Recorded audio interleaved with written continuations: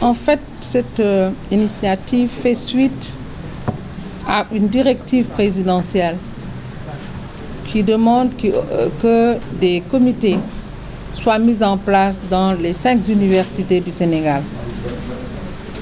Donc c'est de cela que nous tirons la source de cette activité. Mais ce qui est sûr et constant, c'est que nous savons que les universités ont besoin de paix. Pour être dans un cadre approprié d'études, les étudiants ont besoin d'être dans un environnement où règne la paix.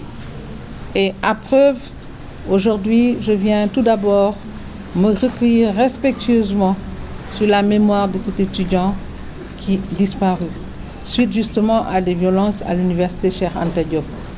Les étudiants ont répondu présents à l'appel parce que nous préparons depuis presque 15 jours cette rencontre où je discute avec eux pour leur dire la nécessité d'aller vers le comité.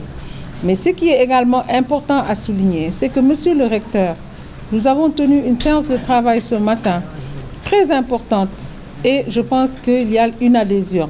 Il reste à voir, bien sûr, le personnel administratif ainsi que le corps professoral et les partenaires sociaux. Et je pense qu'avec cette démarche participative, nous pourrons au finish aller vers la mise en place d'un comité à l'université Assane Seck. La force de la conviction vaut mieux que la force. La force des arguments vaut mieux que la force, tout simplement. Parce qu'aujourd'hui, le débat que nous avons eu, ce sont des échanges. Et je pense que le dernier intervenant, en tout cas, a clos, si vous voulez, le débat. Il a dit, vous avez fait de la sensibilisation, mais nous voulons une formation. C'est important. La sensibilisation, c'est le partage d'informations. Ce que j'ai donné sur l'institution, les conditions de création, ce qui a été fait jusque-là en termes de réalisation, les relations avec le ministère de l'Enseignement supérieur, ce sont des informations que je leur ai données.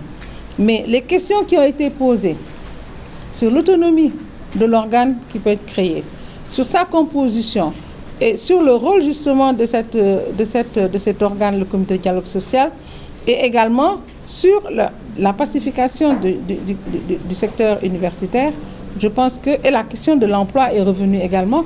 Donc je pense que ce sont nous pensons que nos vis-à-vis, nos interlocuteurs, d'abord ont eu une écoute très développée, mais en plus ont marqué un intérêt, et je pense que nous allons dépasser le stade de la sensibilisation pour aller leur donner les outils, justement, pour une promotion du dialogue social, un dialogue social qui soit opérant et qui soit efficace. Effectivement, les étudiants, je crois qu'ils sont dotés d'une capacité de réflexion assez importante. Et donc, ils savent ce qui est bien et ce qui ne l'est pas.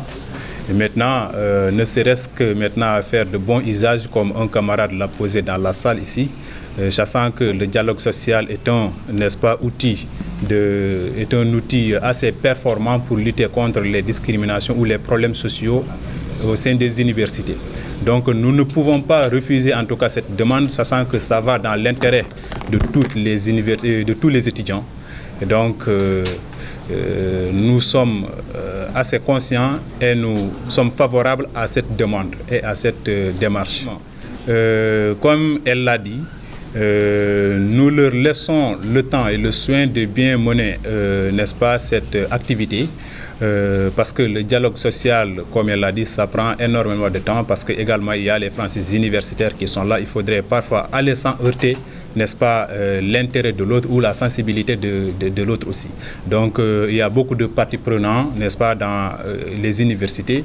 Il y a les étudiants, il y a l'administration, il y a le corps professoral.